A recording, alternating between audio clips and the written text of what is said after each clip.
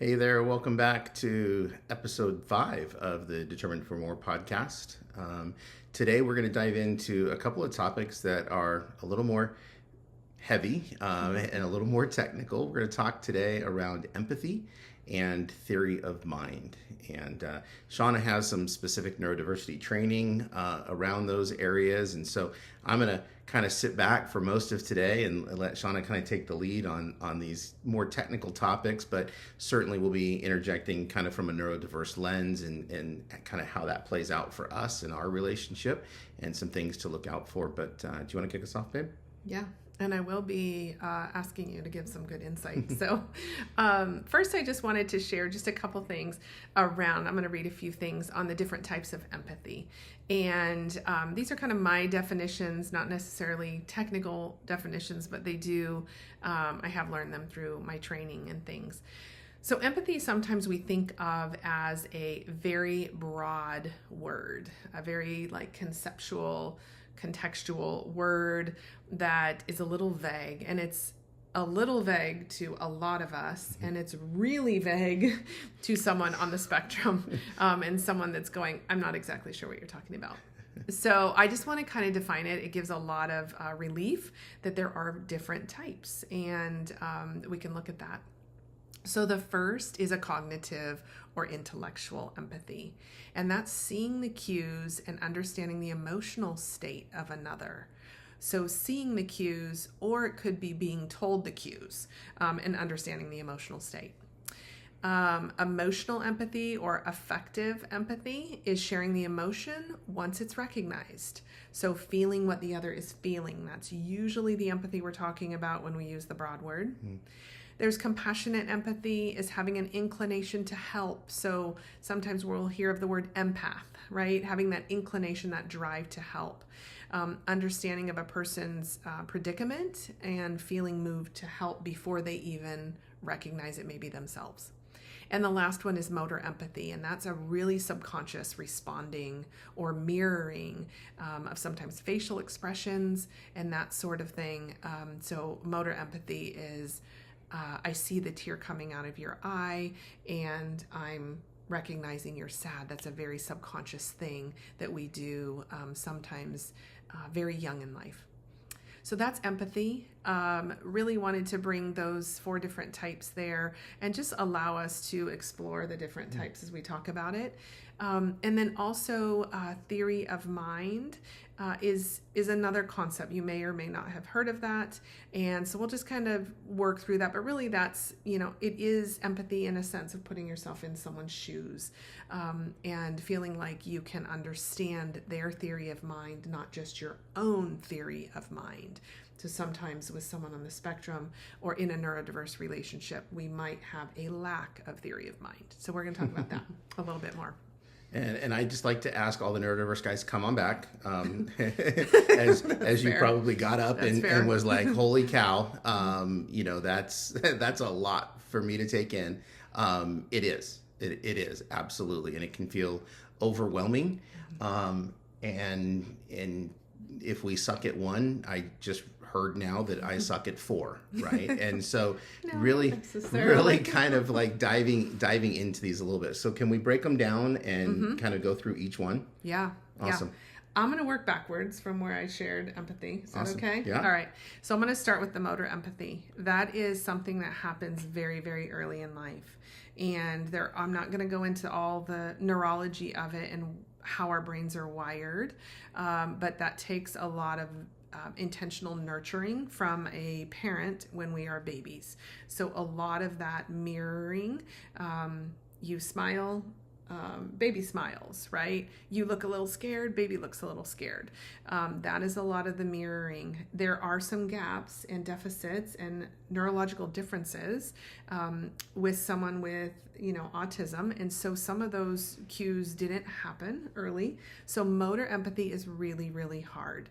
So sometimes I would expect that. I would go, don't you see that tear coming down? Or didn't you see the scared on my face? And that's miscuing. So there's some miscuing that happens with there. And what I mean by miscuing is it's just kind of a miss. It's not something that was something that Kevin could recognize or attuned to, we might say.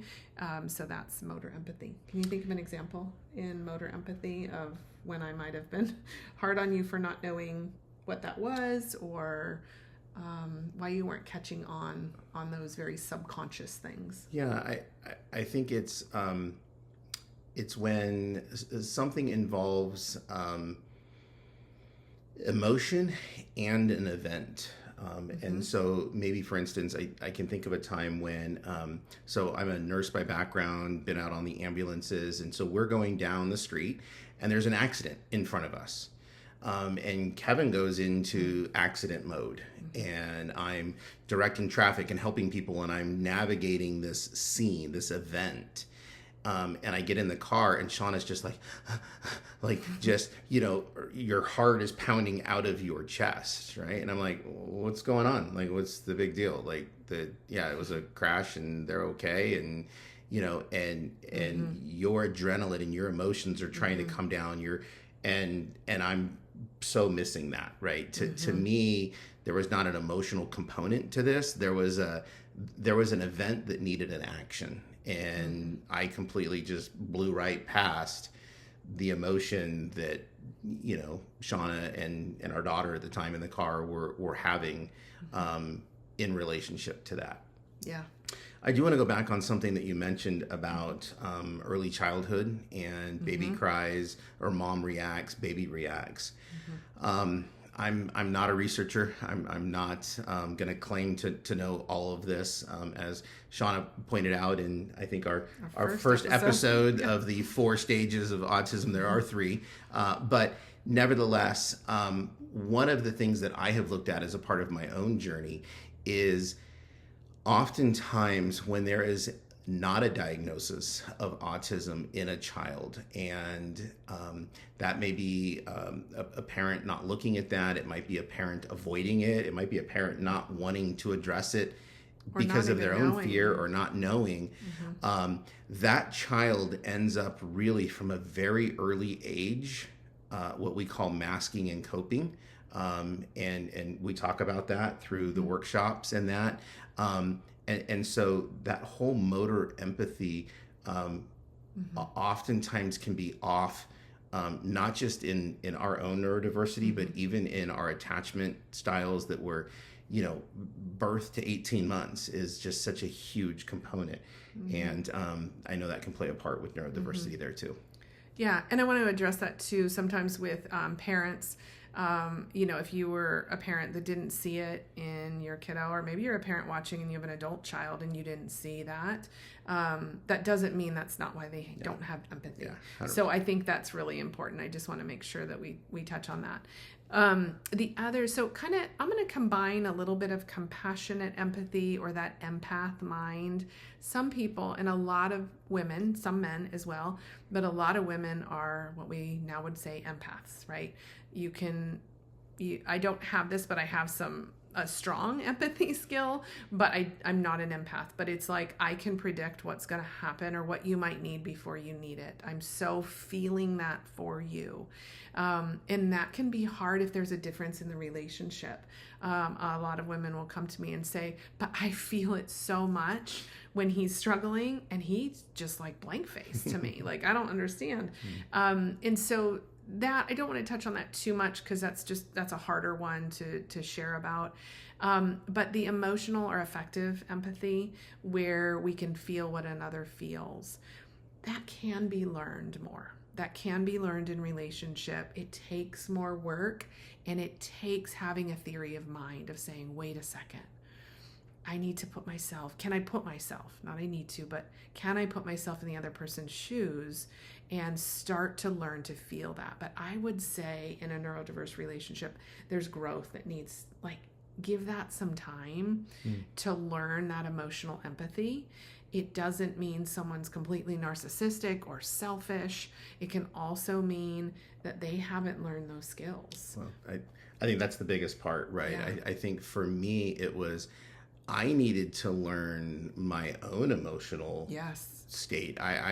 It was funny. I would often share with Shauna, I don't really have a feeling about that. And she'd be like, oh yeah, you do. You got a lot of feelings about that. You just don't know what they are, you don't know how to express them, and all of that. And so I do think that there is definitely a component of, I think before I was able to really be able to show this to Shauna and connect with her, I had to do a lot of work on my own to understand my own emotions, my own like awareness of feelings, before I could feel that for someone else and with someone else.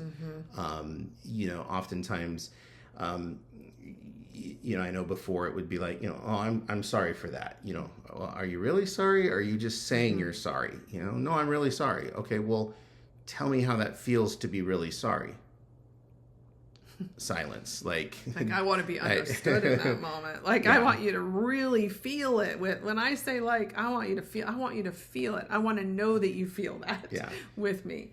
And so I think for those that are neurodiverse, this is a really scary part because we often don't know for ourselves what we're feeling. And so if you find yourself in that place of saying, gosh, I just don't know how to connect that empathy with my wife, ask yourself the question, am I connecting it to myself first? Because if I'm not, then there's no way I can have it bi-directional if I can't have it myself first. Well said. Well said.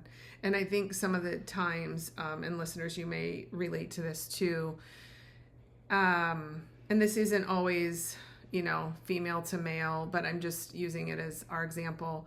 Females, as we are saying, like, I have this need, I need you to be empathetic, I need you to understand, and especially coming off of sexual brokenness, which this is what the podcast is about, is meeting the intersection of sexual integrity issues and neurodiversity, is empathy is one thing that we are asking for. It is part of the safety that you really understand. But if this is lacking from, addictive behaviors, from developmental delays, from porn use, whatever that might be, there can be a lot of reasons why we have developmental delays in our emotional state.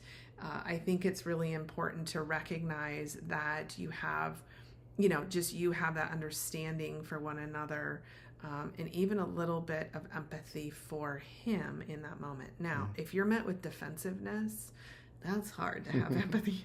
It's really hard, but you get in the bind of just recognizing that you can step into that space too, and that takes some time. But this really might be a deficit area of that emotional, affective empathy. And so, guys, just really, taking, just some of the encouragement that Kevin's bringing, I think that's really important. Well, and we heard it from some of our listeners from the last couple of episodes on communications, and they were saying, well, what about, and we kind of shared, well, hold on, the empathy and the lack of theory of mind is coming as we talked about communication and expressive and receptive and some of those challenges, and while we understand now the foundations of expressive communication, receptive communication, and then now tying that empathy and lack of theory of mind to it. So for those of you that were asking, hopefully now it's all coming together for you as we do it. How about the last part of so empathy? The last one, cognitive empathy. This one I love this one because Kevin's like, yes, me too. This is good. I can do this one. So it's a little more intellectual, right? So it's going to be a little bit more left brain. It's going to be a little bit more logical. And usually it looks something like this. There is a situation that happened and you are giving cues to the other person that I have this need. So do you see the sadness on my face, right? So if he misses that cue, that I know we've talked about in other episodes, we're also giving that information to help them understand. And so one of the battles that I had was I was like, it sounds robotic. Like, you sound like a robot when you're giving me empathy back. And I would be like, oh my gosh, I don't even want it. And so I think just looking at like, it is still a form of empathy, and it is still like that cognitive intellectual until we can get more of that emotional. So I don't know if you'd add anything there, but I just, you think about it, it is a little bit more logical sounding, but it is a form of helping you understand. Yeah, and I think that, so I'm gonna say something to both sides on this. First off, as you kind of had already shared with the spouses, it does often sound robotic. It does sound formulaic. It does sound those things often. I will tell you many times, as I share with Shauna, that's not my intention. I'm not trying to sound robotic. It's just not natural for me, and so it comes across in that kind of robotic. What I would also say is that there are couples that we've worked with that don't even get this, and For so sure. at least acknowledge that you're starting to get something. Now, for the neurodiverse partner in the relationship, I want to say kudos to you. You've made it to first base. Like, that's you got a single out of it, right? You were able to get on base. But this isn't going to get you home. You have to continue to grow your empathetic skills to move beyond this. And yep, you might hear that it's robotic. You might hear those things, and hopefully you won't take them as a shame piece, but you'll take them as another cue. Like, okay, my wife's telling me that that's very robotic. Okay, let me try this again, babe, and you give it another shot, right? And it might be robotic the second time, but keep going with that. Keep diving deeper into that. Don't just kind of say, well, I was empathetic because I met you here at that point. Our wives and that really they want us to meet them down here, and so we have to keep growing in that. Yeah. And one of the things, as you said, that is keep going. Yeah. One of the hardest things to hear is that not good enough for you? Well, sorry, I tried my best. I guess that's not good enough for you. And so then that put it back on me a lot. Shifts the responsibility. It does. It shifts that responsibility. And that was a destructive, another like harm or hurt for me in that moment versus, gosh, is there something wrong with me? Why do I want this level of empathy like this? And when it's met with, that shame kind of response, which sometimes that is, or a fear of, I can't do it any better. I just want to give the encouragement in that for both parties to not take that personally. It's not that it's not good enough. It's just you might be asking for something deeper. And I know I've said plenty of things around that it's not good enough because I wanted something more, and I really was determined for something more. And I pushed for that, sometimes in productive ways and other times in non-productive ways in the relationship. And so that, I think that's just, I just want to remind everybody just that, how important that is. Yeah. So as we think of those different types of empathy, then how do we then wrap that theory of mind component, or for those of us that are neurodiverse, the lack of theory of mind and how that plays in? I would say really one of the things that we talk about a lot, and this was coined by Dr. Jim Wilder, is turning our relational circuits on, making sure our circuits are on. That is a harder thing for you to do than it is for me. And when I say that, we'll go deeper in this a little bit in the workshop as well. If you're listening and you're interested in the workshop, this is a time for you to come with other couples and really learn more tangible tools. And we'll have a workbook and kind of some worksheets for you. But I'm just want to say that when the relational circuits are on, when certain parts of the brain are firing in certain places. It's kind of this this line on the right side of our brain. I'm kind of holding up my fingers a little bit on the right side of our brain.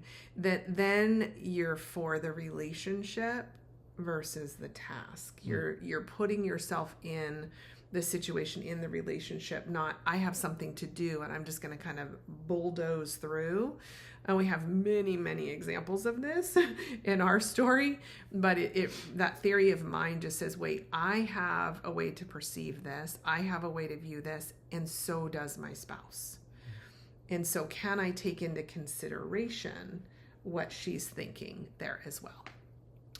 And adding to that, I think what I would share is as we think about a lack of theory of mind, and we think about turning on those relational circuits, as Shauna mentioned, it's okay to say, can I have a minute? Shauna will ask me, are your relational circuits on? Can we have this conversation now? Are you in a place to have this conversation?